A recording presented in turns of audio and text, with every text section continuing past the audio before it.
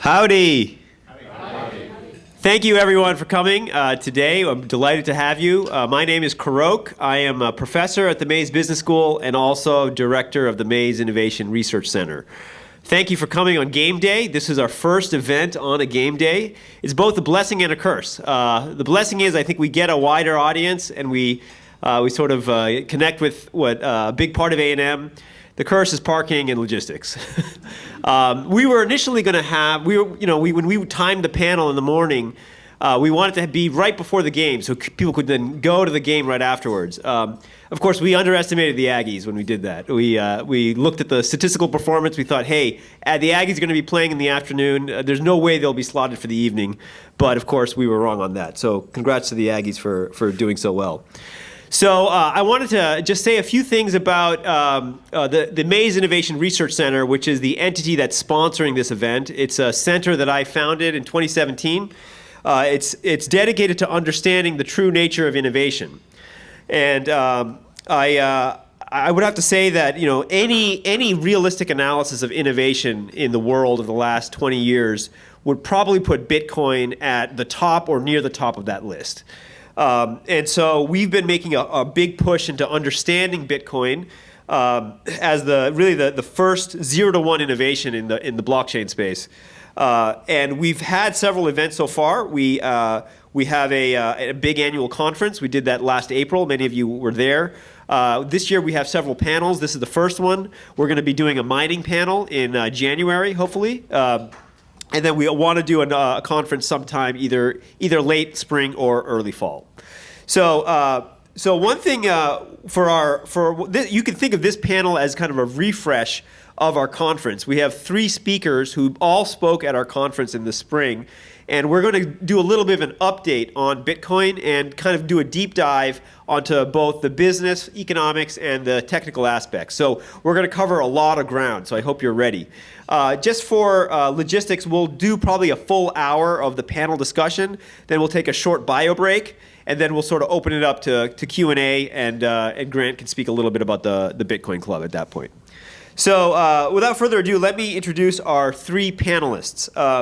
To my immediate right is Dan Held, who is an Aggie. He graduated from the Mays Business School. He is the Director of Growth Marketing at Kraken. He has founded many Bitcoin companies in the past, including Interchange and ChangeTip and ZeroBlock. He is currently at Kraken. He has a very popular newsletter on Bitcoin called the Held Report. He's done a lot for explaining and providing background on what Bitcoin is and how it works. What I would recommend you do after this, if you have time, is go to our YouTube channel and you can look up, type in his name, and you'll get his 30-minute or so lecture that he gave last spring for our conference, which is a very good introduction to Bitcoin. To his right is Clark.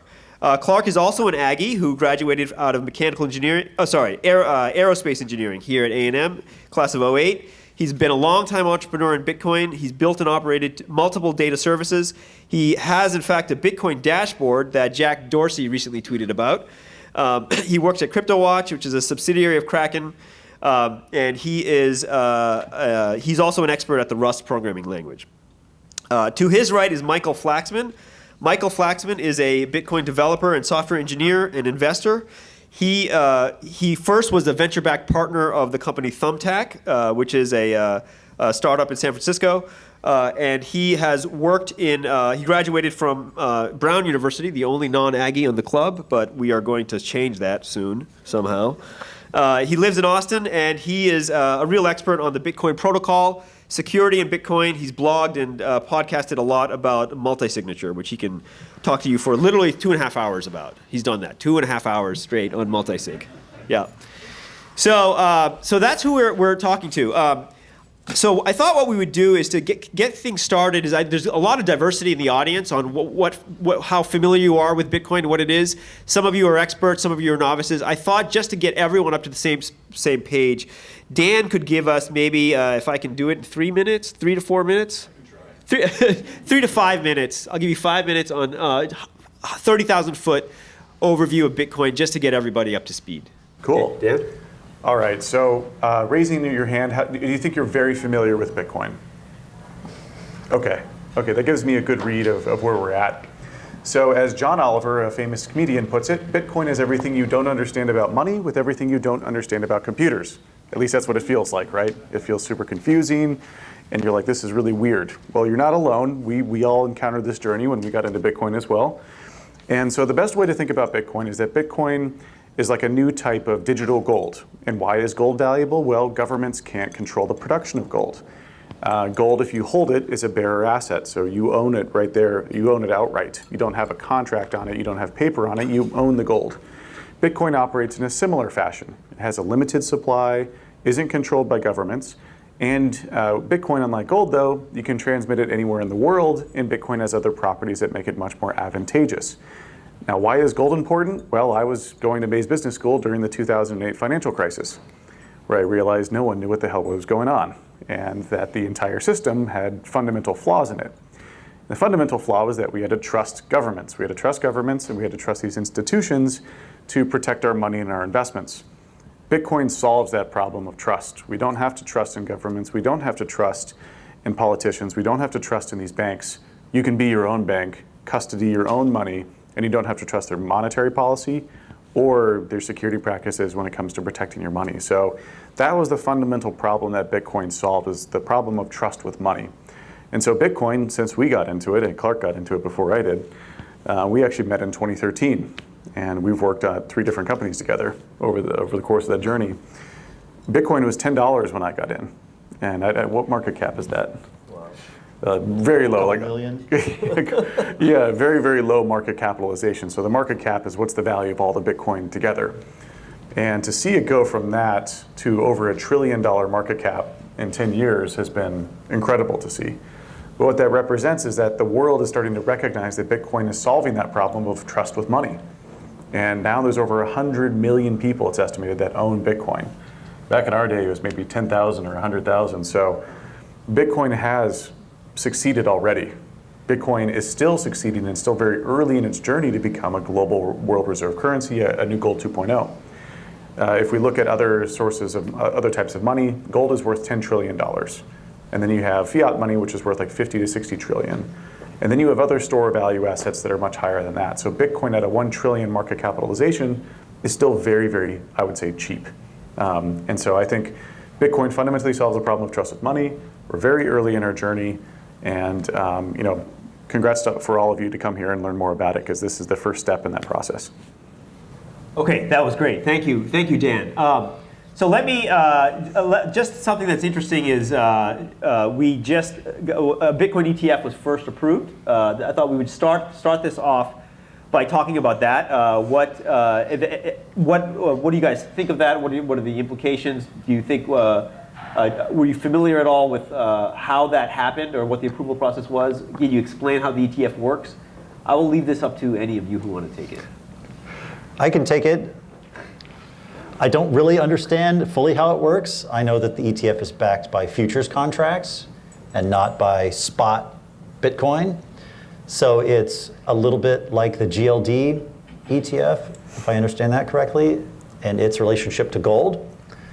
I do know that an ETF is way easier to invest in for most people once they already have some sort of brokerage account.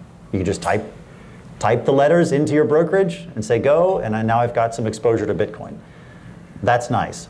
So it could bring lots and lots and lots of money into the Bitcoin world, the Bitcoin investment world. ETFs are probably also easier to hold by institutions who can't necessarily hold futures contracts directly or the Bitcoin itself directly. So it's a step along the way. I don't think it's the end-all be-all of what we're going for here, but I don't see it as a bad thing. One thing to separate in your mind in terms of how to think about Bitcoin holdings is that there's a lot of different ways to hold Bitcoin. And to really hold Bitcoin is to own usually a hardware wallet, but that device would be securing the private keys or what we can think of as a password that controls your Bitcoin. And that means it's really yours, or anyone who has that password can spend that Bitcoin. That's really great if you're trying to protect it yourself. You want to be your own bank. Maybe you want to be able to move money without any permissions. Imagine an extreme use case where you're trying to move countries or flee. That value is 100% yours. No one can stop you from having it as long as you have that password. But if you lose that password, well, then you've also locked yourself out. There is no password reset. If somebody else gets that password, they can have access to it. So that's where products like an ETF can be useful for many use cases where people say, I don't want to have a password to it. I'm not worried about forgetting my password to my brokerage account. I can have it reset. But fundamentally, that's sort of a synthetic Bitcoin. You don't own real Bitcoin if you use an ETF, but you do have exposure to the price. So if you're just trying to bet on the price, that may be an easy way to do that. And so there's all different ways that you could have exposure to Bitcoin. You could own it outright from an ETF on the other end of the spectrum, or maybe you're somewhere in the middle where you have like Bitcoin on something like a Coinbase where they could withdraw it to you if you asked, probably, but it's different because you have an IOU. And so that's something that everyone who wants to own Bitcoin has to determine what the best way for them to hold it is. My thing that I always advocate for is multi-sig, where you own the Bitcoin outright in hardware wallets that you control, but you have multiple of them so that there's no single point of failure. If one of them you forget the password, it's not a big deal. If there's a natural disaster somewhere, fire, flood, and one of them's destroyed, it's no big deal. You have that redundancy if you have 2 of 3, for example. But that's pretty far along the Bitcoiner's journey. Most people start with price exposure. They want to buy a vehicle where it's really a Bitcoin IOU.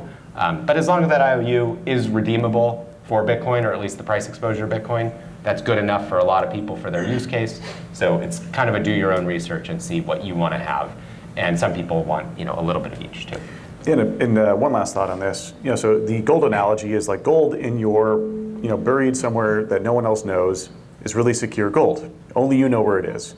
That's like managing your own Bitcoin private key. Essentially, you're the only one who has that password that unlocks your coins. A lot of people, that's kind of a risky, dangerous proposition. Now, that is Bitcoin's core value prop, but a lot of people choose an ETF because then they don't have to worry about things like that. And when we talk about brokerage, for the younger folks, this is your Robinhood account. And for the older folks, this is your Fidelity, TD Ameritrade, E-Trade account. So a lot of people like the easy, click a button and go get exposure to Bitcoin versus buying it on, we work at a company called Kraken, second biggest US exchange. Buying it on a Kraken and then transferring it to your own wallet takes a little bit more technical and careful planning, but that's the ultimate way that you want to own Bitcoin, because only you then have access to the money, which is part of the reason why it's important. So you would recommend start with the ETF, and then maybe as you get older and graduate? When you get to the nuance of it, you want something that you at least could redeem. So let's say you bought Bitcoin on an exchange like Kraken, and there are many others. In theory, as long as they continue to operate the way they always have, you could at any day show up and say, hey, I'd like to redeem my Bitcoin. Can you send it to my Bitcoin address? Maybe you do that tomorrow. Maybe you do it in a year. Maybe you do it in 3 years. And that's part of the fundamental model. That's a good way to own it, because if you want to own it outright, you can. When you have a product like an ETF, or say, GBTC is a product that's ETF-like, but it's not an ETF. Even if you own Bitcoin on Robinhood, you can't get that Bitcoin out on PayPal. You can't get that Bitcoin out. Now, maybe they add that feature in the future.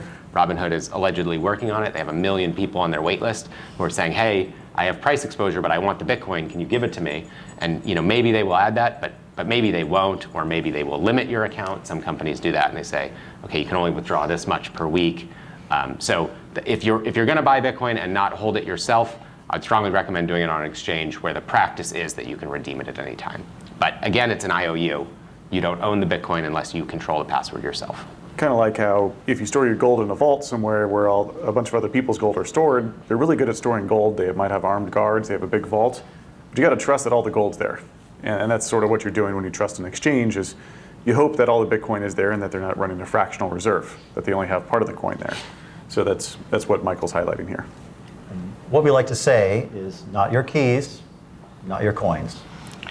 If you control the keys, they are yours. If you don't, they're a liability. Your coins are a liability on somebody else's balance sheet. Bitcoiners have a phrase we like to say a lot. I'm wearing it on my shirt. It's don't trust, verify. And this works all the way down in Bitcoin. You don't have to do it this way. This is the way I advocate and recommend. But you can run your own software to validate that the Bitcoins you receive are genuine.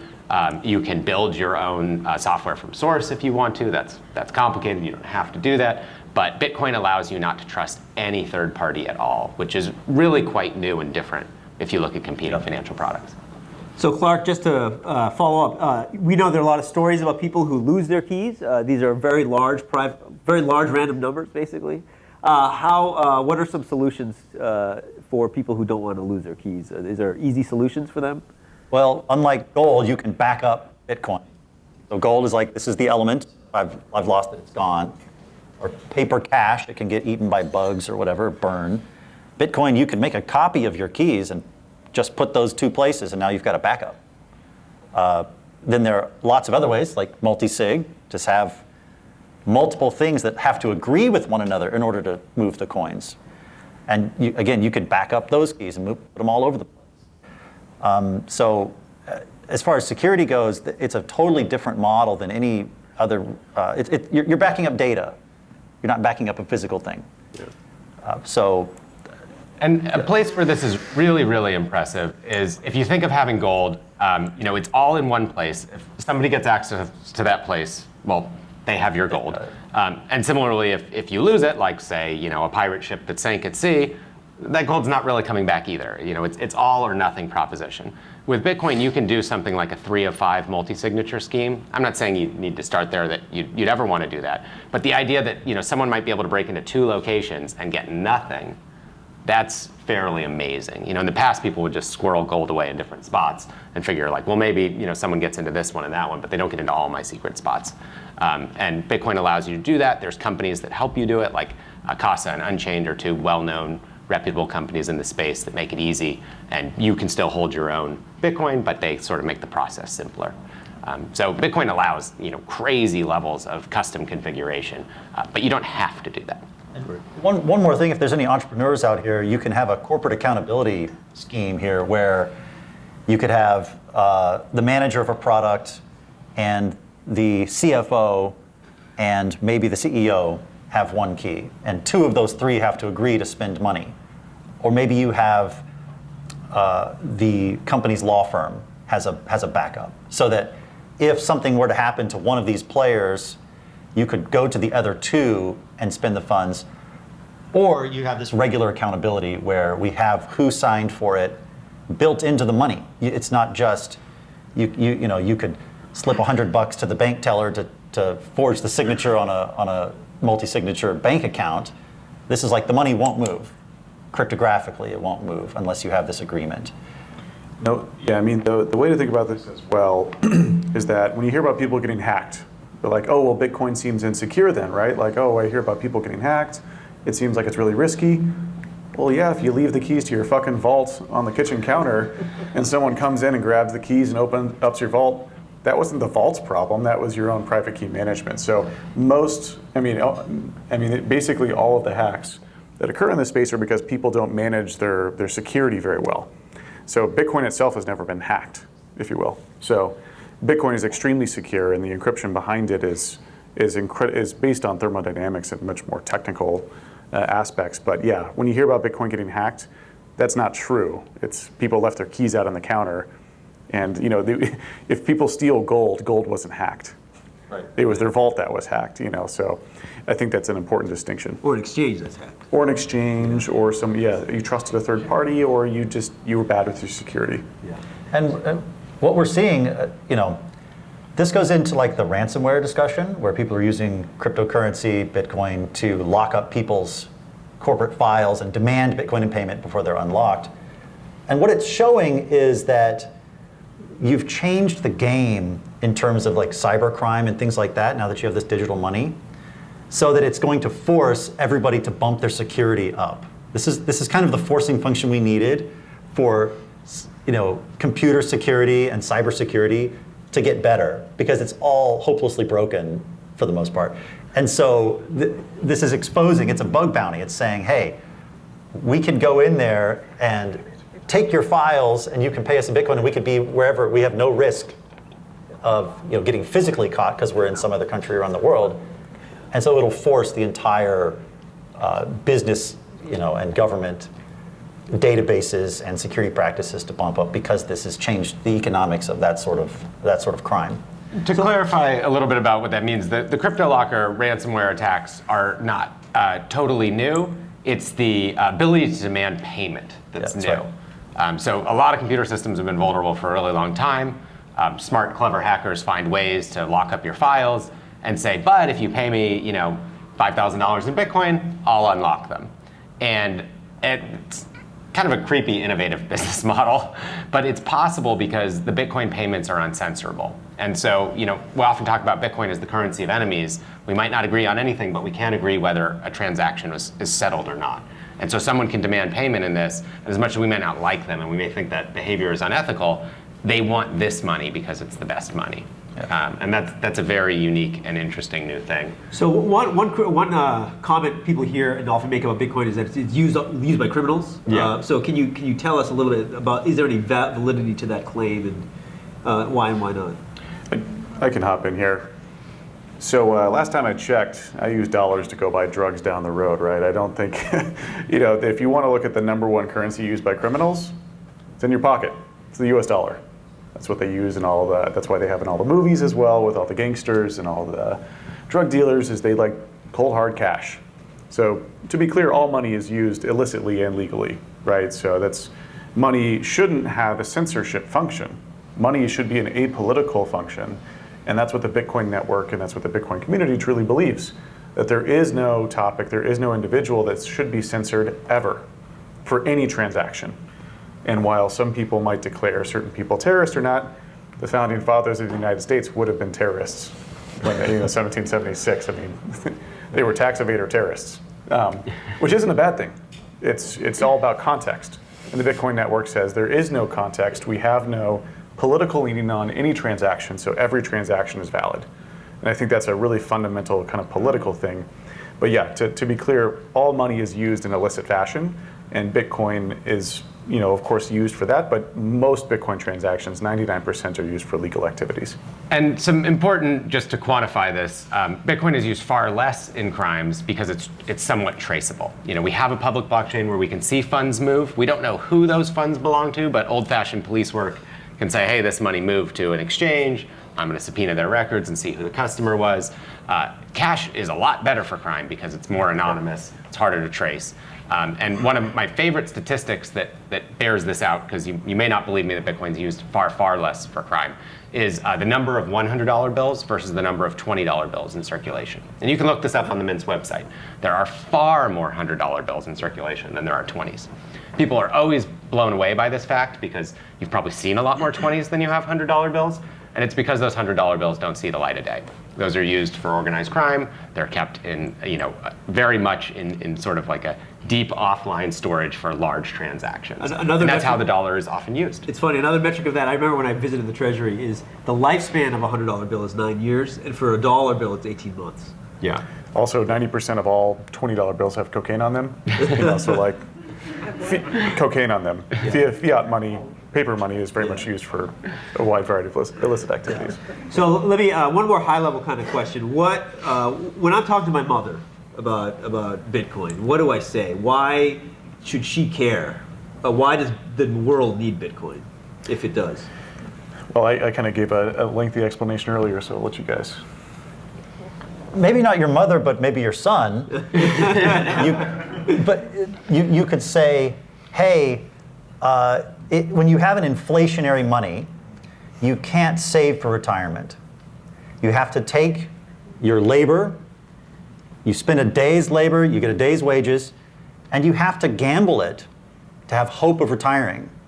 Because if you saved it, inflation is going to destroy that value, that energy you expended into your job. It's going to destroy that value over time and reallocate it to people closer to the money, to the banking sector, et cetera. So maybe not your mother, who's probably closer to retirement, but your son, you could say, hey, if you saved in Bitcoin, it's highly likely that that Bitcoin will grow in value over time, or at least hold its value in terms of purchasing power, not in terms of dollars. And so the entire world would look different if we didn't have inflationary money. And the financial sector would be much, much smaller.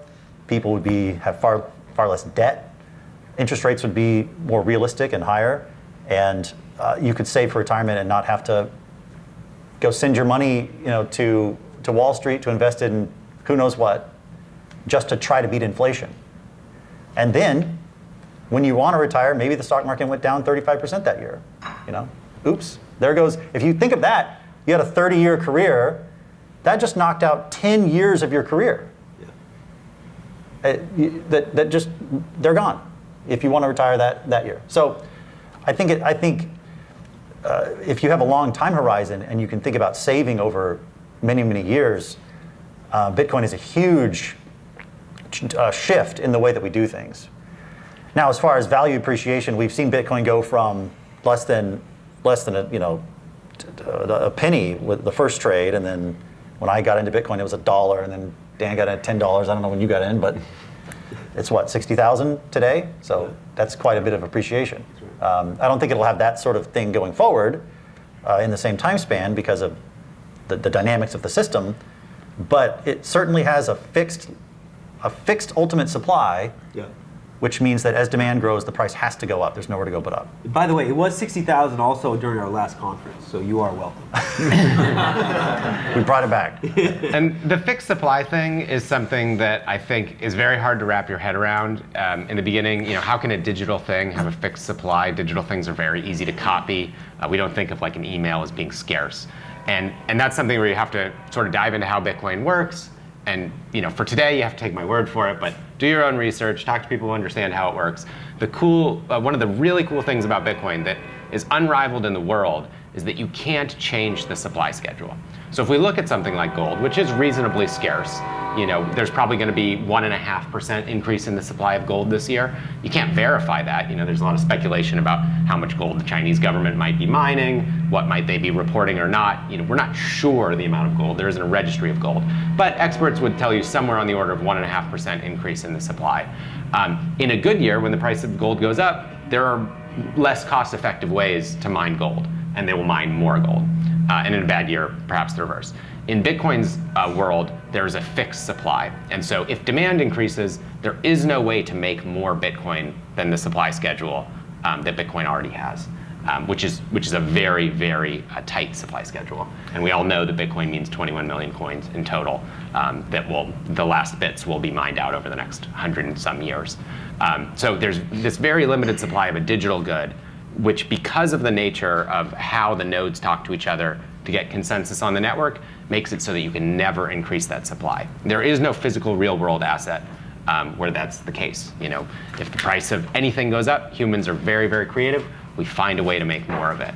You can't do that with Bitcoin. And to kind of round this out, I know I gave a very general answer of what Bitcoin is and why it's important earlier. I am a marketer at Lead Growth Marketing at Kraken, where we work. And what we think about is what message do we need to deliver to different customer segments or cohorts. So cohorts are age-based. So we're talking about my parents, like my mom. Their age went through the 1970s, a really big surge in inflation. So an inflation narrative, anti-inflation or inflation hedge narrative is probably a good one. For the younger folks like myself, like millennials, our age cohort, we went through 01, 08, right when we were in college, and right in the peak of our career, we have COVID, right? So there's all these elements in those different events were like a lack of trust with our government, or highlighted trust issues with our government. So I think that narrative is very palatable. And so I think with Gen Z, there's all sorts of narratives that we could choose for that. I think we're still exploring what Gen Z narratives really resonate. But yeah, the message is kind of dependent on who you are. And I think Bitcoin has a lot of different ways it can be explained. Okay, great. Let me briefly talk about mining. We'll probably get a lot of questions on mining in the Q&A section. I was at the Texas Blockchain Council about 2 weeks ago. I saw you there. Same with Michael. And as you may know, mining is a growth industry in Texas. A lot of huge amount of influx of miners in Texas. First question, I guess, Clark, you were on our mining panel. Brief, maybe 1 or 2 minute overview. What is mining and why is it necessary in Bitcoin? First, it's necessary to secure the blockchain, to secure the ledger. You have to add transactions to the ledger, and mining is the way that says you have to have proven that you did work or spent energy, proof of work, to append to this ledger. And that secures the entire history of the ledger, and it also allows us to move forward. That's why you need mining.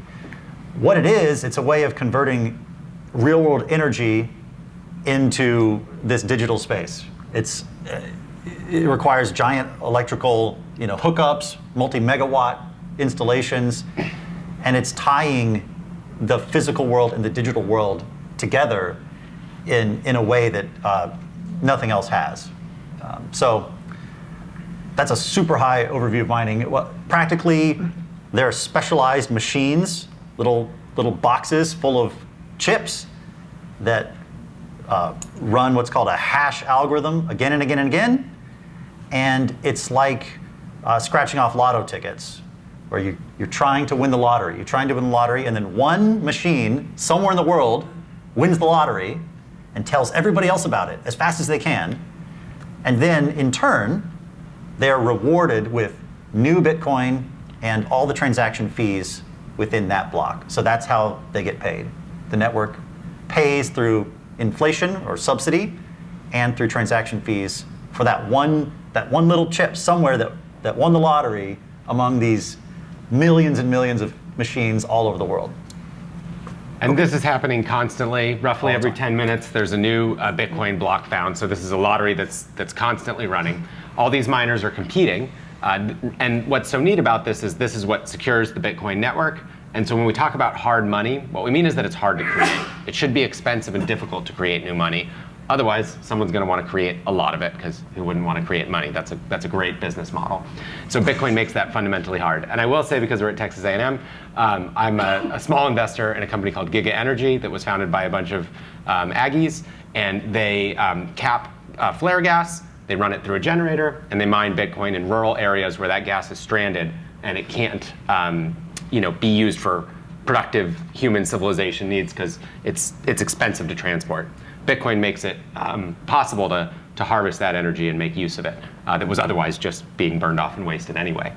So Bitcoin has all these neat dynamics where there's miners all over the world competing for low energy costs. A lot of it's green energy, some of it's not. And it's a really neat thing that keeps the system honest, because these miners are all over the world. There's no one miner that controls it.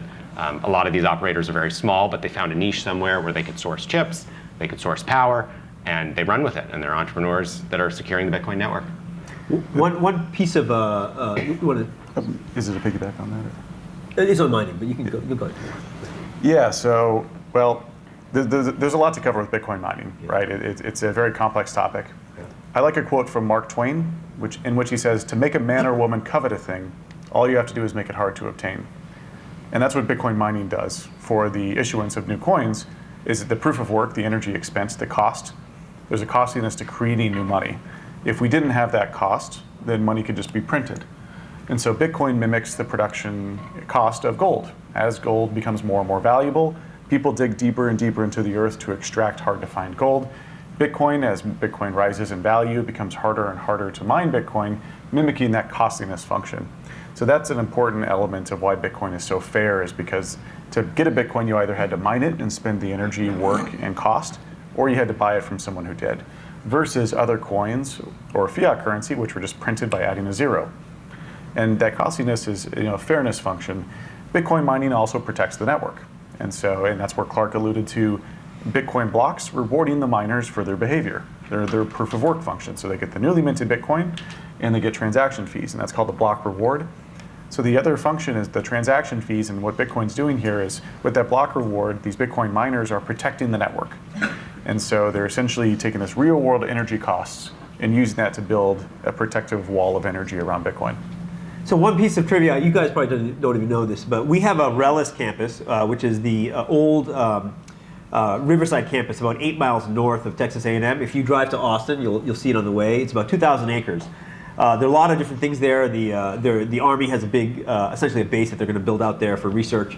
There's also a cybersecurity data center that they're building out, and the anchor tenant of that is Riot blockchain. Yeah. So they're going to give us a tour of that once they're up and running. Hopefully in January we have our mining panel. So, okay, I'm going to take my gloves off, and we're done with the easy questions. Okay, here we go. All right, so I don't need that. All right, so on mining. Okay, so the mining operation, these computers are essentially using computing power and energy, essentially in a short version to guess random numbers. How is that socially useful? I mean, we have a huge amount of energy in the world. Wouldn't it be better if there was some output from that mining process that could value someone rather than just guessing numbers? Social usefulness. Okay, so how socially useful is money? Extremely useful, Yeah. right? Money is half of every transaction in the economy, Yeah. okay? So having a sound money is basically the bedrock of civilization, all right? If you have an unsound money, what do you have? You have massive booms and busts. You have hyperinflation, which destroys generations of wealth in weeks. People starving to death, right? Like, it's not good to be in a hyperinflationary environment, and there's a few of them on the planet at all times.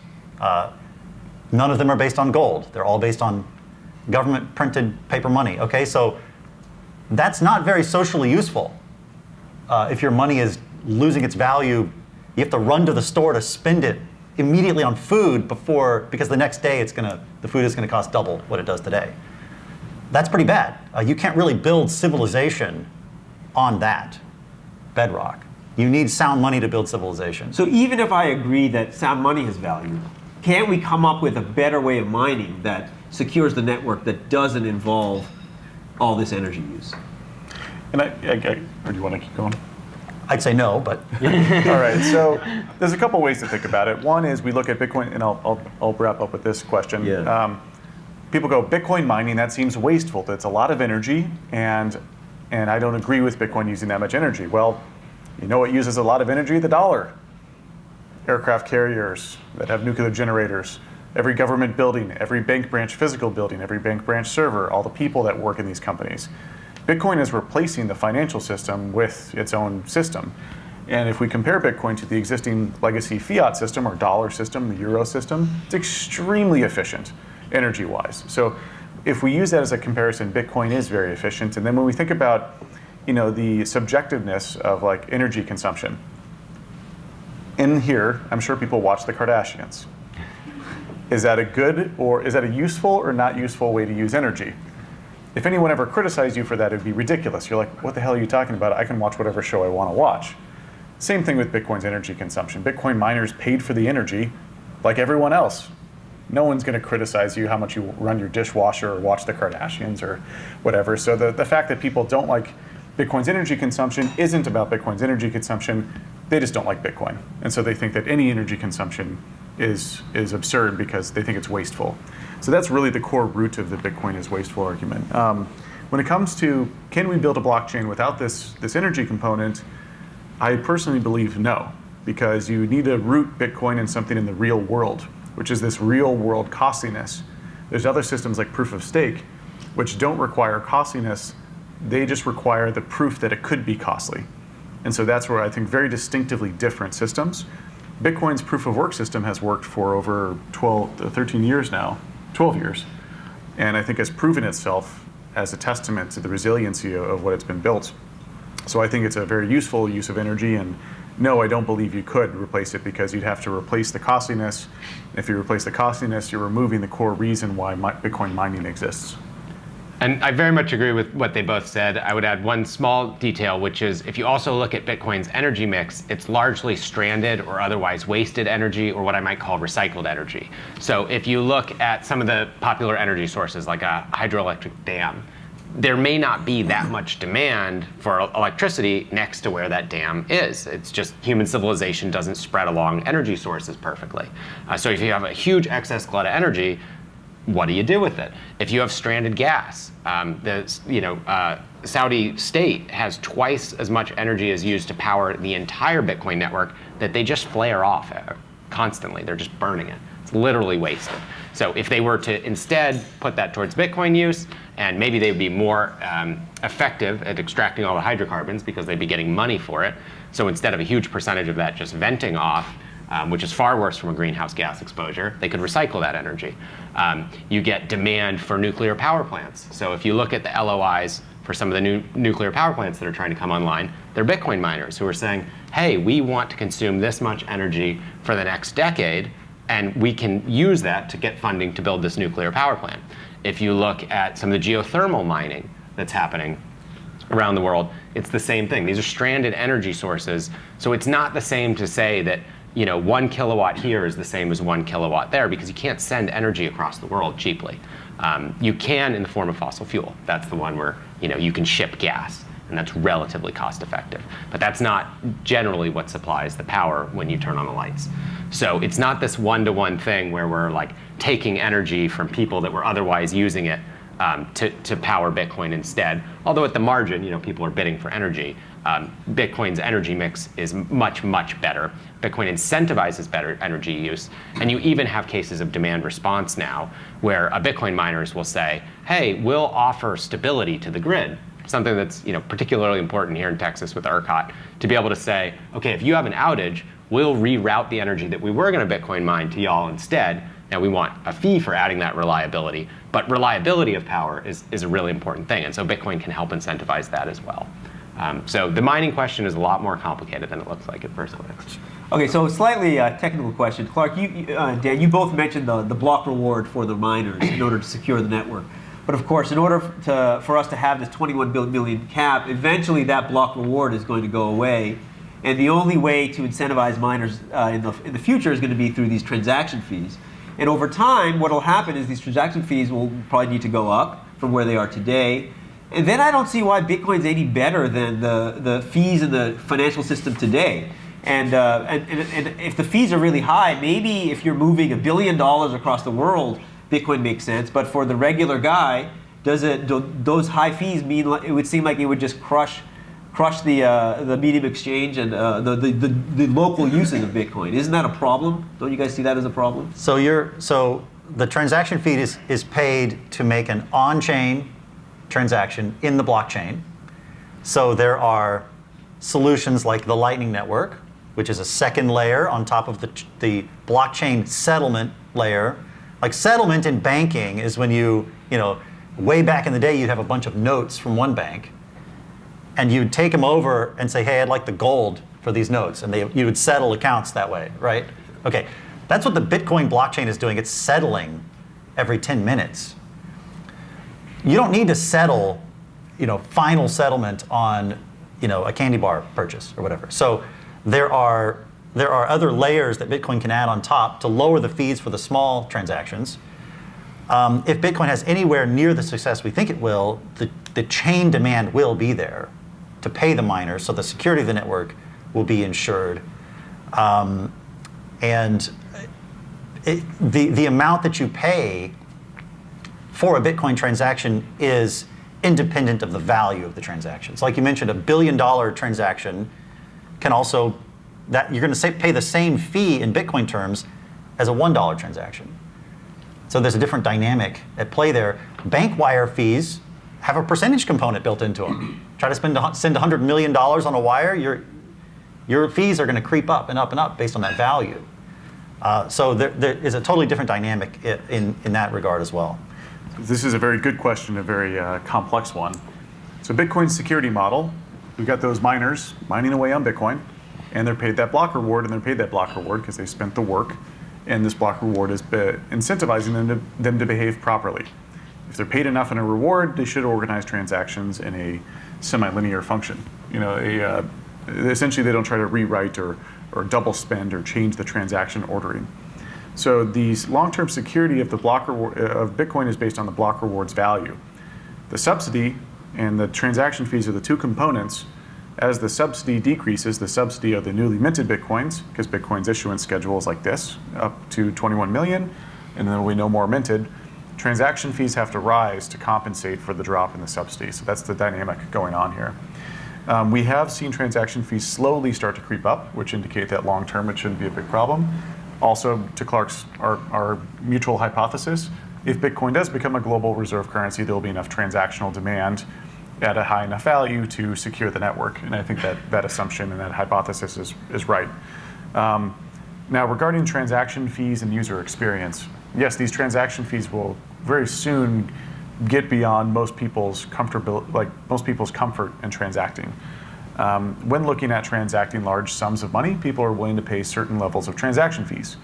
Wires, bank mortgage, like getting a mortgage and then buying a home, physical gold settlements. These are good examples of what Bitcoin on the base layer, the current Bitcoin blockchain, what those transaction fees might look like. We're talking $2,500, a couple $100 per Bitcoin transaction. On a layer above that, that's called layer 2, it's called like Lightning. These are ways that you could package up millions of transactions into one Bitcoin transaction. So on layer 2 technology, Bitcoin transactions are fractions of a penny. And this technology exists today and is used by millions of people. That's called Lightning. You're transacting real Bitcoin. You can kind of think about it like, say Clark and I are transacting with Lightning. After X amount of time, our net value settles on the Bitcoin blockchain. So Bitcoin's blockchain is only used for large value settlements. And so you can kind of think about it like a Bitcoin transaction is like a cargo ship, and these are like cargo containers, like very small, tiny transactions that eventually settle on the Bitcoin base layer. So I think that solves the usability problem of like small value transactability for usability of the Bitcoin blockchain. Okay. And one analogy, the Lightning Network stuff is really cool, and I definitely agree with that. But one analogy you can use is if someone came to you and said, well, gold could never be successful because it's so expensive to ship around the world, melt it down, validate that you've got real gold, and weigh it.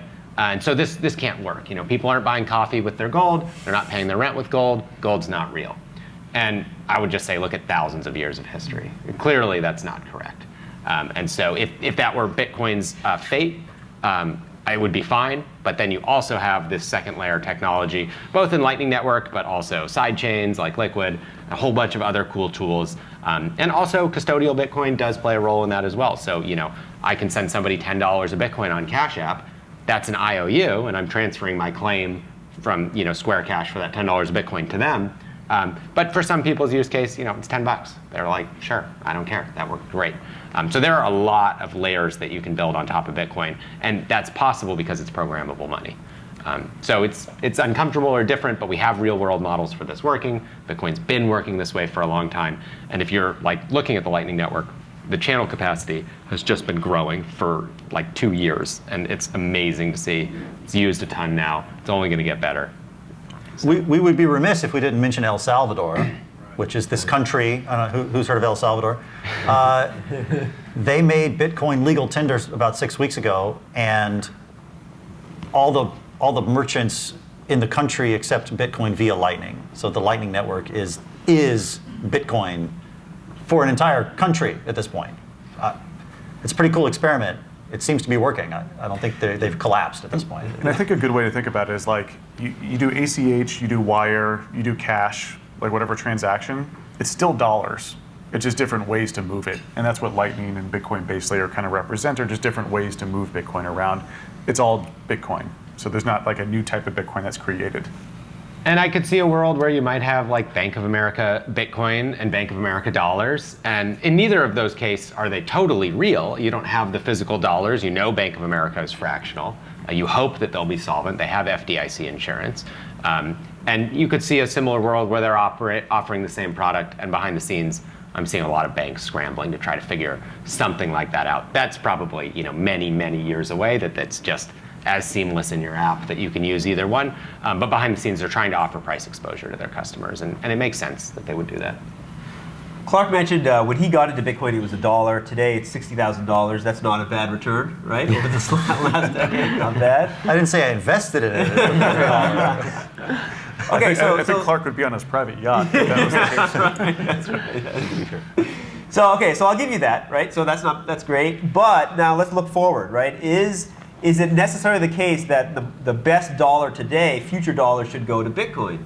There are so many other currencies out there. Some are much cheaper, right? Much cheaper, maybe at the level what Bitcoin is. Why don't I just buy some of those instead of? It's like buying Apple at its peak. I feel like it's so expensive now. Shouldn't I just buy Tezos? No. I mean, So if you look at the top 5 or top 10 coins every year, take a snapshot every year, the number 1 is always Bitcoin. Ethereum's been up there in the top 10, a couple others, but there's a few that come and go very quickly. So say 6 of the top 10 are totally gone at this point from certainly 2013, definitely 2014, 2015. Like, there are very few coins that you could even think about some sort of medium-term investment. But I think Bitcoin is the only one you could consider for a long-term savings type, decade-long investment idea. There's a lot of volatility in small coins. So if you like to gamble, you can gamble on small coins. Like ride the volatility up and down, sure, but as far as holding that for multiple years, it's probably a bad idea. Yeah, I would say like Bitcoin's your best return per unit of risk, right? Like, can you buy an altcoin that goes much higher than Bitcoin? Absolutely, happens all the time. Will you pick the right one? And will you get out at the right time? Maybe. And by the way, these are our personal views, not associated with our company. But yeah, you're free to purchase whatever you'd like. I think that Bitcoin and Bitcoin competing with money is a kind of winner-take-all technology. So I don't really see a scenario where, over a very long period of time, decades from now, if Bitcoin does grab that network effect, if it does grab the global mind share to be a money, I don't see why there would be thousands of other monies. Today we have those because governments enforce their money on people, but in a digital world where Bitcoin is native, I just don't see that being likely. So for me, it's a winner-take-all sort of tech. For centuries, the global money was silver. I mean, the American dollar is named so because of the Spanish dollar, like pieces of 8, right? Like, silver was the global money, gold was the global money. To a less extent, silver was the day-to-day, gold was like the big, merchant class money. And you had local currencies that were pegged to those things, or you just transacted in the metal.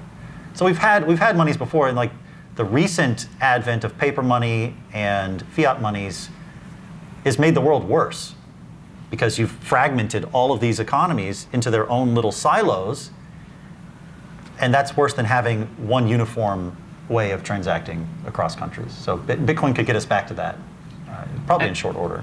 Another one is if you look at the internals of Bitcoin. So I was a technical reviewer of the O'Reilly book, Programming Bitcoin. I maintain an open source Bitcoin library called Biddle that's used to secure billions of dollars of Bitcoin. And I've been writing open source Bitcoin software for 8 years and have taught the protocol all around the world. And the choices that Bitcoin made are fantastic. It's kind of amazing how right Bitcoin got it, because it sort of negates all the arguments for, well, I wish we did it differently. I don't wish Bitcoin did almost anything differently. And the things that I wish it did differently are so minor and mostly corrected, and a lot of it's like, I like red and you like blue type of thing. Bitcoin made fantastic choices. It just works. Nothing needs to change for Bitcoin to be successful. And so a lot of these other coins come along promising something different. And historically, they were laughable things. So they're like, instead of making the block time every 10 minutes, we're going to make it shorter. And that's our big innovation. And now people kind of laugh at that. It's like, okay, we haven't really done anything. Now they have more elaborate pitches about how this thing they do that's 1% different in this one area is going to change the world. And I think when you dig into it and you learn more about how this stuff works, you're like, I don't even know if that's an improvement. I would kind of prefer it the other way. But it's definitely not groundbreaking. But it is a great way to make a new coin and sell it. Because if you can print money, it's the best business model in the world. The problem is you got to get someone to buy that money. And then that only works for them if they can find somebody else to buy that money. And that's why these things phase out in cycles. And there's always a next one and a next one. And so where I see this is culturally in the community. It's about long-term or short-term. When I talk to Bitcoin hodlers, they are very long-term focused. And I think the one that happened to me most recently that was kind of like, wow, this is new. I write guides on how to secure your Bitcoin with multisig and all best practices to follow, all free open source stuff that you can Google. I had somebody take me out to lunch and say, okay, I recently got divorced and I'm worried about my ex-wife and my Bitcoin. And I'm like, this is a weird conversation. Where are we going with this? And he said, well, if I got hit by a bus, I would want her to have the money because I want her to take care of our children. But I don't want her to sell the Bitcoin I worked really hard to hold this Bitcoin, and I just want to be sure that if I die, she won't sell it, except when she needs to pay for expenses. and there is a thing you can do in Bitcoin where you can use Bitcoin's smart contracting language to lock up your Bitcoin. It's called op-hodl. And so you can make that Bitcoin unspendable or certain tranches of it for certain periods of years. I don't really recommend people do that because it's your money, you want access to it. You can though, Bitcoin lets you do lots and lots of things. And I just thought, man, every altcoin trader I talk to is like, what's the next one? When can I get in and out? How do I get a better deal on this? And this person's biggest concern in his life is that if they get hit by a bus, they want their kids to have that Bitcoin in 20 years. That is a different mentality, and I think we'll see this play out in terms of price over the many years to come. If you take that mentality and you play it through the entire culture, you have totally different outcomes within the economy. If people are more long-term thinkers, that's what builds civilization. Short-termism is consume now, get everything I can right now, and I've got nothing left. You eat your seed corn kind of thing. So if this mindset takes hold, it could have civilizational shifts for the entire culture and human civilization. One thing that Dan reminded me of is network effects. Money has one of the strongest network effects there is, because if you're going to work for someone and the grocery store only accepts a certain thing to buy food, you need this person to pay you in that same thing so you can go buy food, or you're gonna have to like take an extra step to go from I get paid in chickens or whatever. Okay, now I've got to go find somebody who wants chickens to give me dollars, and then go pay for dollars. So the likelihood that multiple, especially digital currencies, are going to circulate with one another in a broad economy is very, very small, and we can liken it to other sort of network effects and standards that we see. So like wall plugs, right? Like wall sockets. You've got these two prongs and that third little prong. That's a technology. That's an interface. That's a standard. There are better things than that, but can you imagine like what it would take to get people to switch the wall plug? Or railway gauges. Rail gauge, right? TCP/IP. The internet is the backbone of the internet, Yeah. and like every single switch, router, device, chip, all of them speak that protocol, the protocol of network communication. You might come up with something better, maybe, but getting anybody to switch is going to be almost impossible. Same thing with money. Like when money switches happen, and we've seen dollarization happen in places with hyperinflation, things like that, it happens very, very fast because incentives are shifting so fast that people say, I need to get into the new thing and dump the old thing, and it becomes a self-fulfilling prophecy. So our friend Parker Lewis has gradually then suddenly, right? It goes slow, it goes slow, it goes slow, and then it happens all at once. And that's the way protocols propagate, technological protocols propagate. I have just one last question then before our break. So I'm going to focus on innovation, okay? And what I want to focus on, let's pivot towards the genesis of Bitcoin.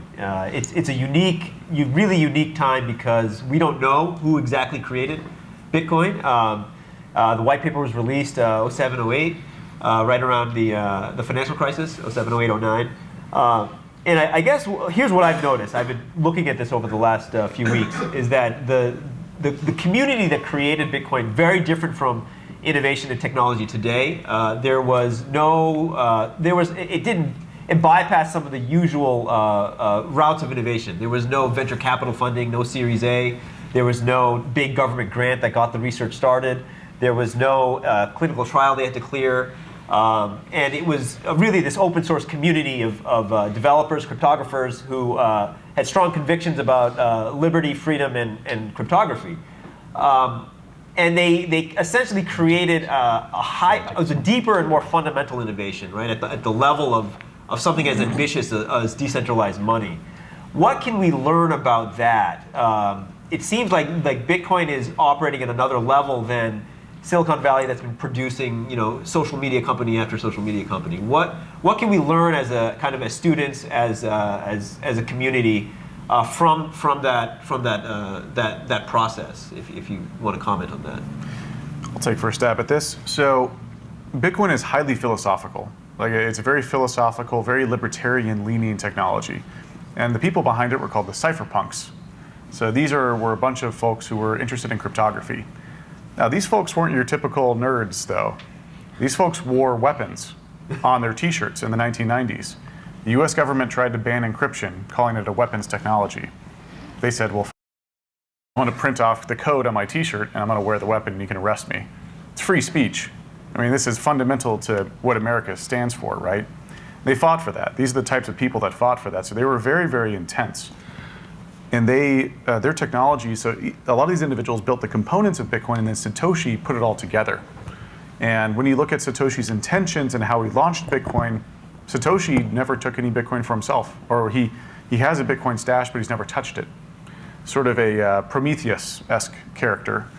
And so when you look at the philosophical intentions of Bitcoin and the fairness of it and what it's trying to change, this is one of the biggest political movements in human history. If we take the power away from governments to print money, that fundamentally changes how governments operate and how they govern our lives. And I think that is incredibly moving and an incredibly important moment in history when we're looking at a pretty dismal prospect with central banks coming out with CBDCs, which aren't about innovation. They want to be able to censor and monitor every single transaction of yours.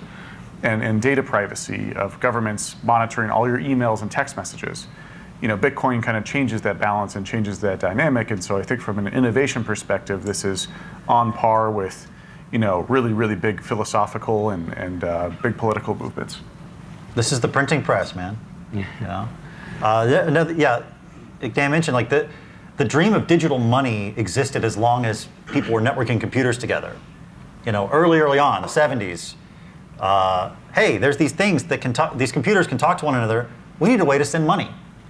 And it wasn't until 2009 that Satoshi launched Bitcoin that finally mixed lots of things from other systems with economics. An incentive model within the system that rewarded miners for keeping the system safe and following the rules. It rewarded them with a token intrinsic to the system, nothing extrinsic. So the incentives all lined up to make this thing compatible going forward, and it just worked. And you could think about how it could be different, and there are probably ways it could be different and still work, but this way that we found works. As far as innovation goes, if you have access to the Bitcoin blockchain, you have first-class access to the system.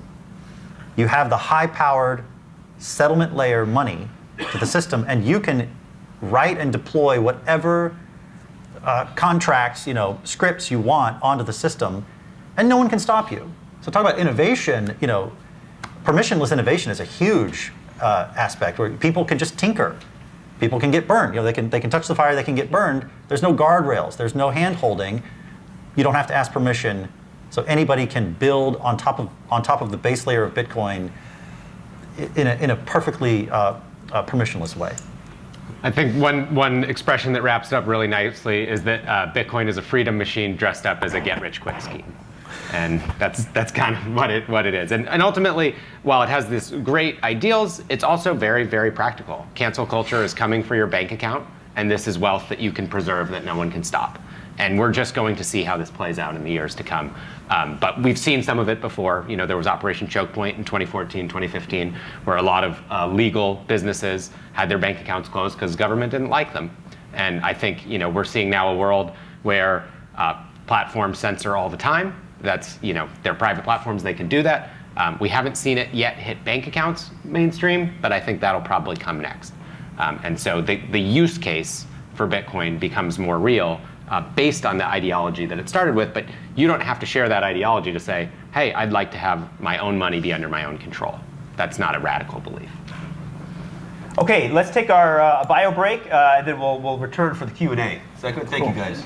Yeah. All right, we're back in part 2. So I would like to introduce the co-founder of the Texas A&M Bitcoin Club, Grant Weston, who will tell you a little bit about the club, and I'm going to give him the first question to ask to the panel.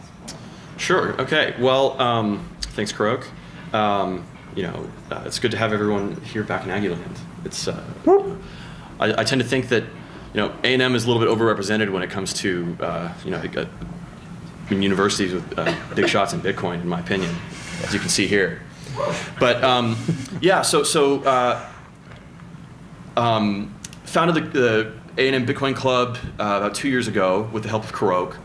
But initially it was formed from, based out of just a simple meetup that we had where Clark Moody and basically like 2 other guys and me showed up every week or every other week at a Starbucks in South College Station, and for like a year and a half or more, it was like just that, like 4 people, and occasionally we'd have more than that, but rarely, and eventually, and I can honestly say that without Clark, I don't think I'd be into any of this. So thanks to Clark for orange pilling me big time.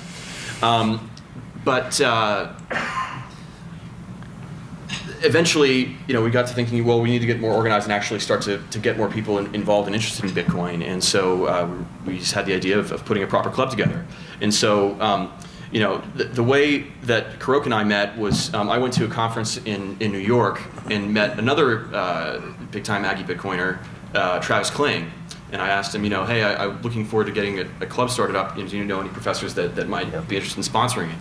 And he said, well, of course, the guy I have to talk to is Korok Ray. And so, and here we are in a Bitcoin conference later.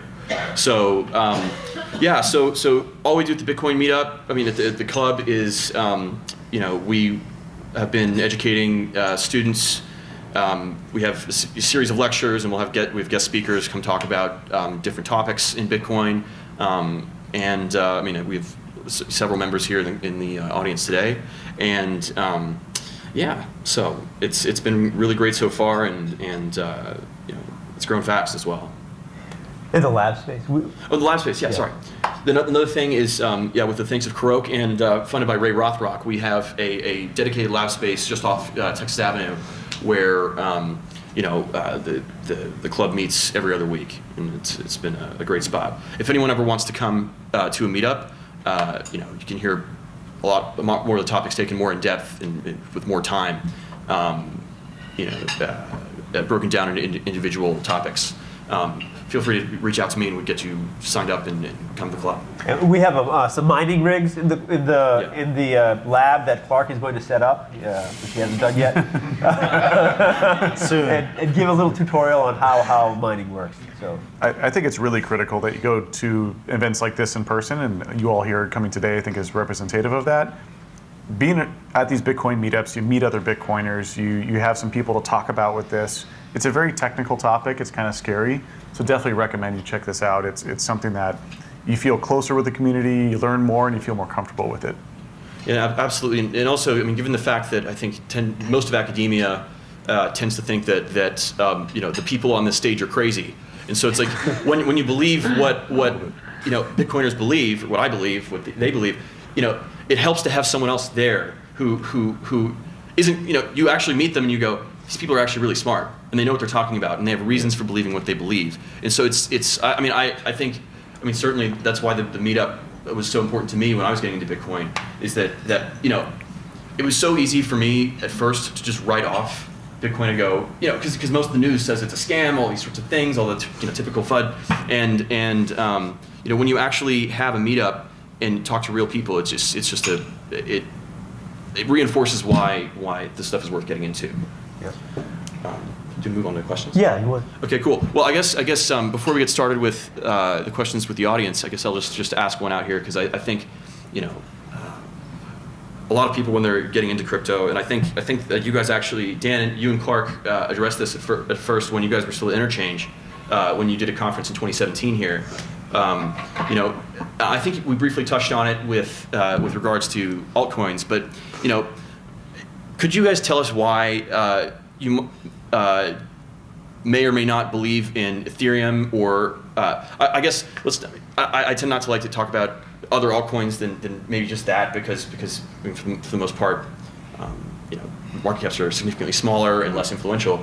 But people at like Brian Armstrong and Vitalik and his whole team all believe in this stuff, and presumably they're intelligent people. Why do you think it is that they might be wrong? Why is the platform not worth, or is it worth looking at, or is it all just all made up and scheme of some sort? Yeah, so there's a lot of really cool technology going on in the space. Like Bitcoin, I think, is the most exciting innovation. There are certainly other innovations and other interesting things. I think it's improper not to say they're at least interesting. I personally may not want to buy them, but they're interesting. With Ethereum, I think that it sort of violates the core reason why Bitcoin is created. They certainly have some exciting things going on, but the problem Bitcoin solved was trust with money. And Ethereum reintroduced trust back into money. So the way that the US dollar works is a bunch of old dudes in suits go to the Fed, and they go in a room, and they come out with a monetary policy. The Ethereum network does a very similar function. Instead of suits, it has developers. Developers come together and they change Ethereum's monetary policy often. I think that Bitcoin's unchanging monetary policy with a fixed cap of 21 million is the breakthrough there with trust. We don't have to trust in anyone else. We don't have to trust the developers of Bitcoin to change it. It is unchanged. And the longer it remains unchanged, the more that it will remain unchanged because we all trust and believe that it will. And it makes it harder to ever change. Whereas Ethereum can change their monetary policy, and they've proven that they've done it dozens of times at a whim. And I think that that is antithetical to the purpose that Bitcoin solves, which is the problem of trust with money. Yeah, I mean, that's really what it is that in Bitcoin, we don't trust, we verify. I run my own node. I recommend people do it. You don't have to. It's very easy. You can do it on any old computer you have, including the one that you use on a day-to-day basis, and you can validate that money supply. So, there's a famous meme in Bitcoin that's run the numbers, so you can validate that for yourself. In Ethereum, you have hard forks regularly. Bitcoin software has always been backwards compatible. You might want to upgrade for security or performance, but an old Bitcoin node works the same as a new Bitcoin node does today. In Ethereum land, you can hard fork as often as twice a month, which means you need to coordinate upgrading your software to the latest version. There's a person or group of people who have control of releasing new software. That can affect the monetary policy. It also affects a lot of their contracts. So you have a controversial contract like the DAO hack in 2015, and a lot of people lost funds, and it was basically Vitalik decided whether or not that contract would be honored. And they released a hard fork of the software that invalidated a contract. Now, you may think that was a good invalidation of a contract. You might agree with that. In simple terms, their buddies lost money and they reversed the transactions. They bailed themselves out. But some of the smaller holders and some of these incredibly complex smart contracts, and Bitcoin's smart contracting language is much simpler and makes it a lot more secure in my book. Some of the smaller vulnerabilities didn't get bailed out because maybe that person wasn't influential enough to influence whether their contract would be reversed or not. That's a very different mindset and a different game than what Bitcoin is trying to do. So, Bitcoin is that currency of enemies. You get final settlement in a way that's incontrovertible, and that's a real feature in my book. But if you're an insider, it might be better to be in something you control or have more control over. I'd say to take a step back and ask what problem you're trying to solve. So through the years, we've had lots of promise for what Ethereum can do and other smart contracting platforms. And so far, I haven't really seen anything dangerous on these platforms. So to take money out of the hands of the state is a dangerous thing to the state. And that's what Bitcoin's trying to do. So things could get crazy in the next few years. But Ethereum, I was promised things like prediction markets, where I can place a bet on any event happening, and use your imagination to see how that could be dangerous. Okay, those markets don't exist.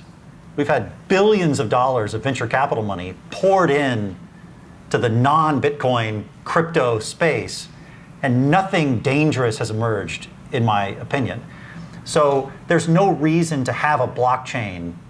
There's no reason to have a decentralized system unless you're doing something that threatens some sort of power structure. And money, certainly, taking money away from the hands of the state certainly threatens the deepest, most entrenched power structure there is. But all these other things that could be built on Ethereum just aren't. So maybe someone will do it someday. I'm not seeing it. I'm seeing lots of other things. I'm seeing lots of ways to gamble. I'm seeing lots of ways to have fun, but nothing really serious in my book. And Ethereum has cycled through some narratives. I mean, when it launched, it was all about decentralized Uber and Airbnb. We never hear that pitch anymore. Then it was about prediction markets, and we had Augur and a couple others, and we don't really hear that one anymore. Interestingly, Bitcoin does have this very cool technology with adapter signatures called discrete log contracts, where you're starting to be able to place some of those prediction market bets. That's not why I'm in Bitcoin. It's just a neat thing. But it is worth noting that the really interesting developments are actually happening more and more in Bitcoin. If you look at Lightning Network, Bitcoin's payment layer, it has been growing astronomically.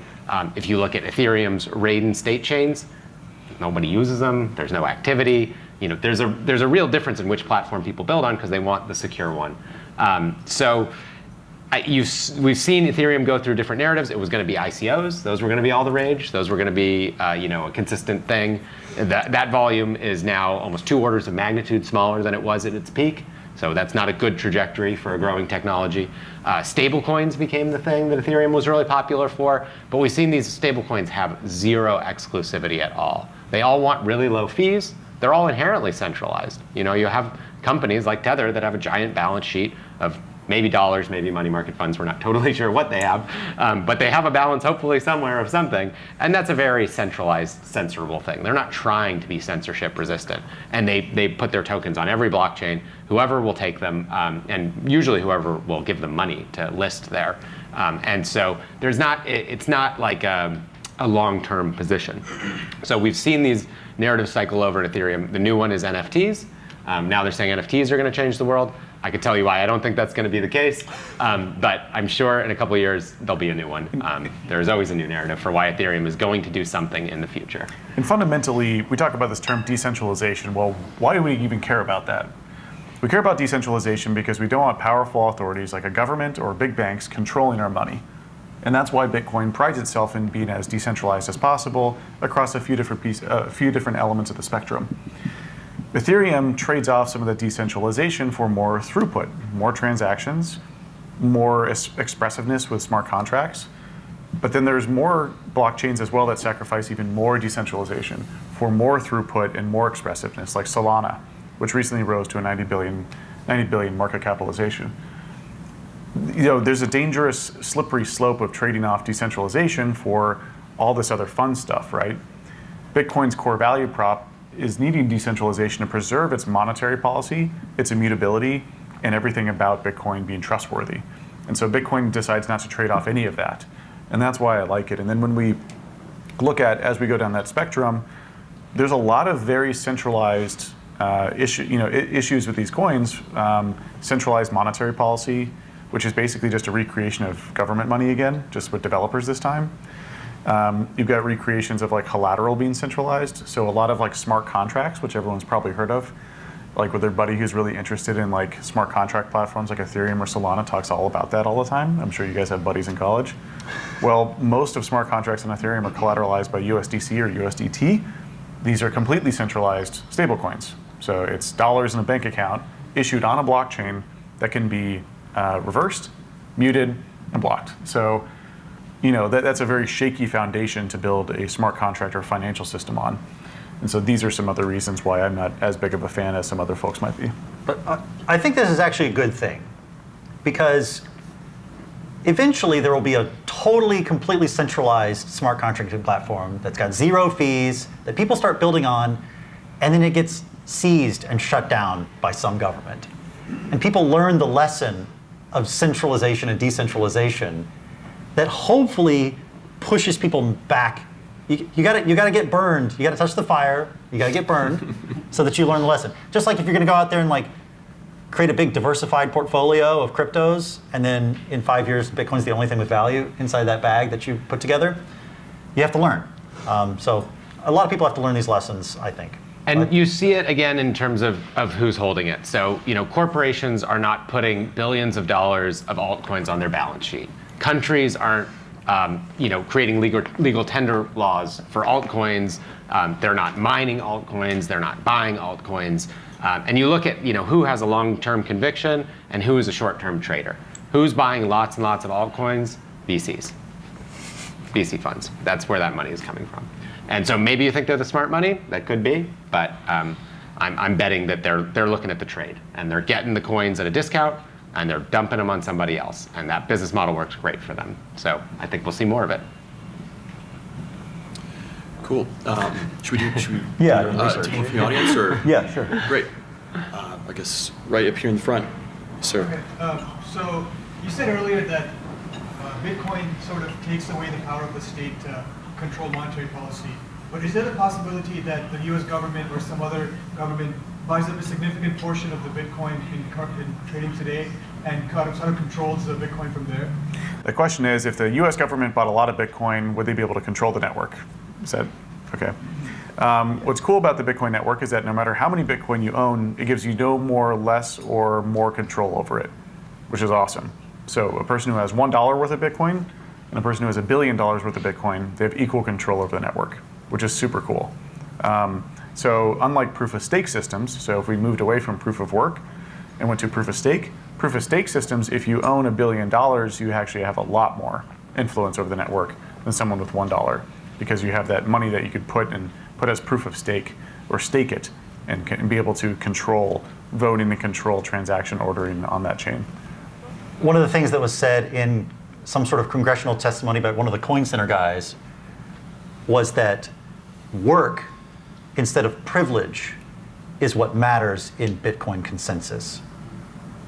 There's the inextricable tie to real world energy through mining that determines what happens on the blockchain within the limits of the protocol as well.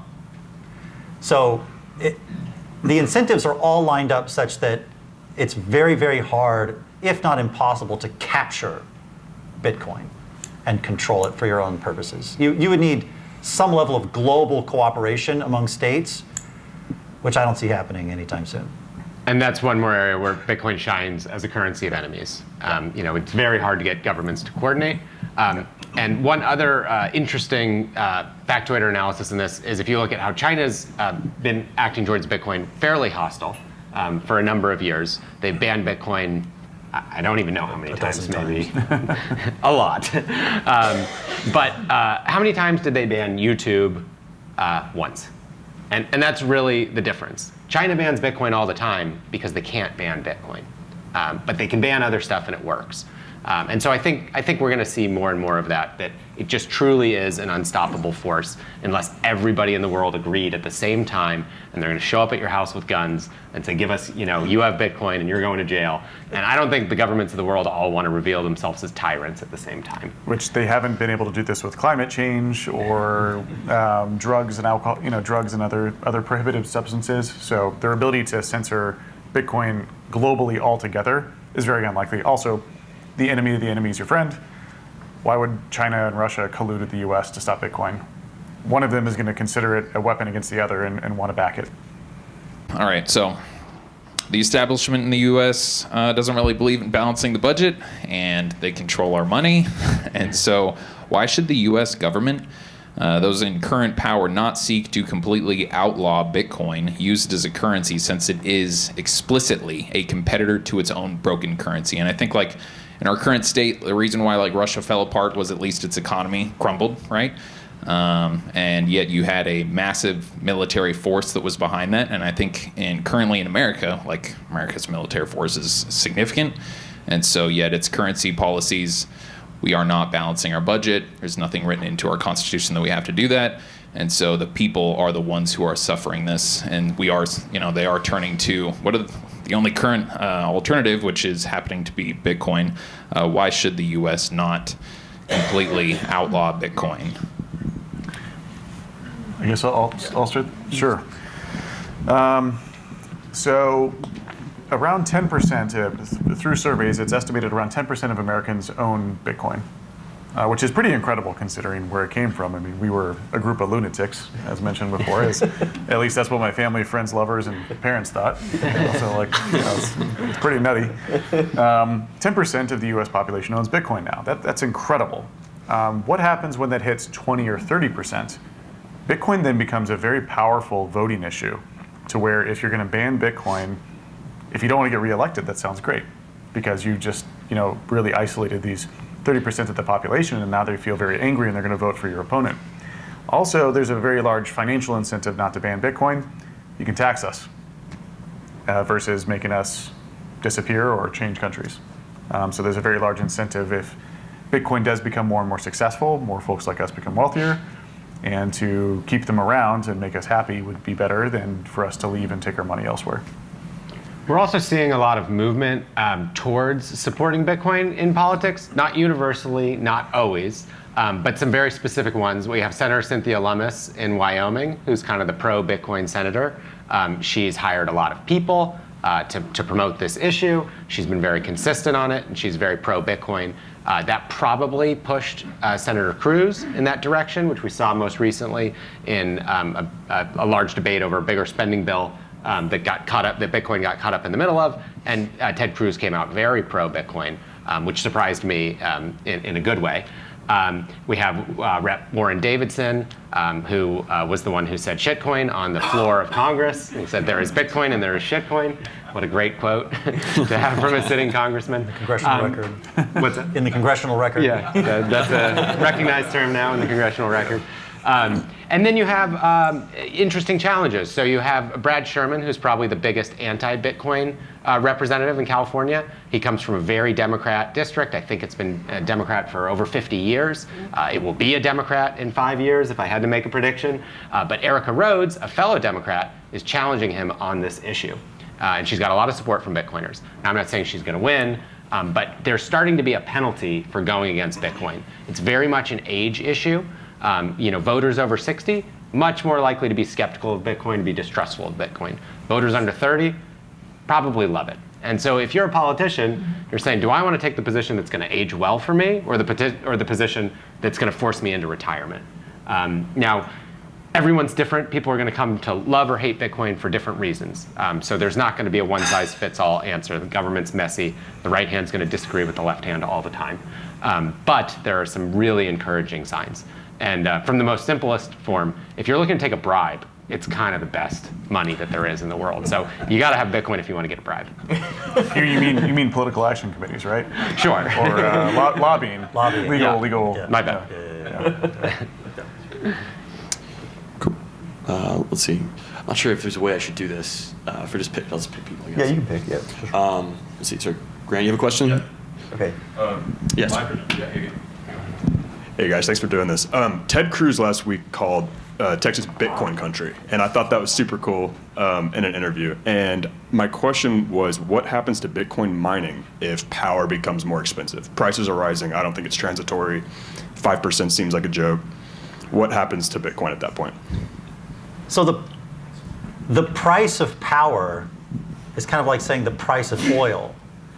If anybody's familiar with the energy industry, and I would hope there would be a few people in this room, the price of oil is determined by every single producer of oil, across the fruited plain, right? Like every single producer has their own cost, their own production rate for that particular well. It's every single well, and the quality of the oil that comes out of the ground right there is different than the one that's over here. So it's this big fragmented thing. So the same thing with the price of power. Everybody was staring at the ERCOT pricing page back in February. Sometimes it goes negative out in West Texas because you can't transport power. Wind power comes on, nobody needs it on the grid, the price goes negative. So that's the perfect place for Bitcoin to be, right there. So saying like energy prices are going up is probably too broad of a statement. And if the price of electricity goes up in a certain place, it'll just drive Bitcoin mining out if they're not profitable. So the other half of the equation is, what's the purchasing power of Bitcoin at the time? So there's every single Bitcoin miner has their own input costs and break-even points, and their willingness to accumulate and operate at a loss for a little while to accumulate more Bitcoin. So I think that in the long run, Bitcoin actually creates the conditions for humanity's total power production to vastly improve and vastly increase. It's the bidder of power, the bidder of energy anywhere on the planet. And so it will seek out places where energy is being wasted and capture that, because that's free. Like energy with a negative price doesn't make any sense. But Bitcoin plants right there, and it purchases Bitcoin at a negative price and then it could relinquish it back to the grid when the grid demands it. But then overall through the years, you see like Bitcoin actually builds out humanity's energy infrastructure. Like, can you imagine how your life would change if you had access to 100x the current amount of energy that you have access to? Like if each person in this room had access to a full megawatt of energy at your disposal. It changes humanity. And we are sitting in this room, each consuming a certain amount of energy, and we're this much far above the energy consumption of other places on Earth that all they have is a wood-fired, a pot full of wood charcoal to cook on. And that's the total energy that they can bring to bear on their lives. And their lives are terrible in terms of suffering. Right? No climate control, no access to medication, like all these sorts of things. So like, it's a humanitarian position to take, is to say that every human needs to consume more energy because that improves the lives of everyone. And Bitcoin incentivizes the production of that energy. So if you want to build a nuclear power plant, it's not a cheap endeavor, and you need to know that you have a guaranteed buyer for that electricity. And I think that's something we're going to see as a resurgent in nuclear energy. And we have a lot of these massive Bitcoin miners signing LOIs saying, please, we will commit to this much energy consumption. We would love a steady source of cheap electricity. So to bet against prices of energy is somewhat to bet against human ingenuity to solve these problems. We keep coming up with new sources. They can build a bigger plant than they otherwise would have. So it grows the pie of total energy production. Cool. Let's see, we're ending at noon, right? Yeah, let's take one last question. Okay, so one more question. I think guy there in the blue shirt, because I saw you raised your hand first. Sorry, I'm calling. Yeah, try speed style. We could do speed to answer. Yeah. All right, thank you so much. I'm Kaan Sad from Texas A&M PhD student in computer engineering. And it's a great discussion, and I'm amazed with these discussions because I come up with many new questions that I want to ask. But in the interest of time, I'll just pick one question that I think is relevant to Bitcoin specifically. So we know Bitcoin mining is the big part of Bitcoin blockchain verification, and that's what we discussed today. Recently, a couple months ago, China had a power outage, and that dropped the hash rate significantly, maybe more than 20 to 30%. So my question has two parts. If we are so dependent on the mining for verification, and as things progress and we are adopting Bitcoin more and more, the governments are starting to adopt it, is that going to be a problem in terms of manipulation of Bitcoin verification, where big parties, big corporations, governments, or groups can have the hash rate or the power to mine Bitcoin in their own sake and manipulate it at some point? Because I guess we are promoting Bitcoin as being unpolitical, and it is true, it makes sense.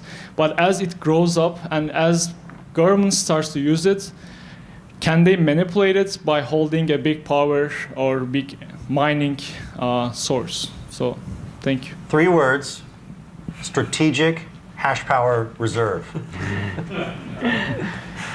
Call your senators and tell them we need a strategic hash power. So hash power contribution is additive.